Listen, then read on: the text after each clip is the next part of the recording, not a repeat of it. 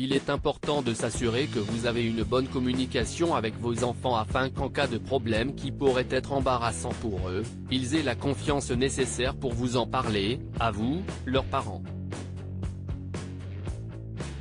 Il a récemment été démontré qu'au moins dans 60% des écoles publiques et privées, les élèves subissent ce que l'on appelle des intimidations, qui ne sont rien d'autre que du harcèlement de la part d'enfants manquant d'estime de soi envers des enfants peu sûrs de qui ont peur d'être blessés. Aujourd'hui, nous allons vous raconter l'histoire un jeune enfant qui souffre souvent en silence et dont les parents n'ont jamais pu voir la réalité de ce qui se passe dans sa vie. Il a donc pris l'une des pires décisions du monde, à savoir mettre fin à ses jours pour éviter d'aller à l'école. Voici les derniers mots de papa, maman. Ces 11 années passées avec vous ont été très joyeux et je ne les oublierai jamais, tout comme je ne vous oublierai jamais. Papa, tu m'as appris à être une bonne personne et à tenir mes promesses, et tu as beaucoup joué avec moi.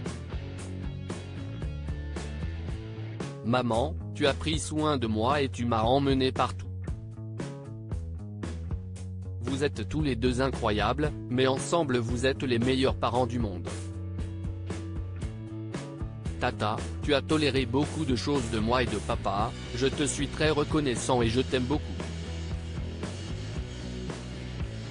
Grand-père, tu as toujours été très généreux avec moi et tu t'es toujours inquiété pour moi.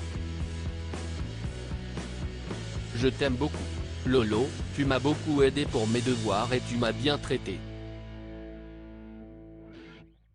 Je te souhaite bonne chance pour que tu puisses voir Ellie. Je vous dis cela parce que je ne supporte pas d'aller à l'école et qu'il n'y a pas d'autre moyen de l'éviter. S'il vous plaît, j'espère qu'un jour vous pourrez me détester un peu moins. Je vous demande de ne pas vous séparer, papa et maman, seulement en vous voyant ensemble et heureux je serai heureux. Vous allez me manquer et j'espère qu'un jour nous pourrons nous revoir au paradis. Eh bien, je vous dis au revoir pour toujours. Signé. Oh, une chose, j'espère que tu trouveras un emploi très bientôt, tata. Gonzalez. Comme vous pouvez le voir, ce sont les derniers mots de qui reflètent que pour lui, il n'y a pas d'autre échappatoire à la souffrance à l'école.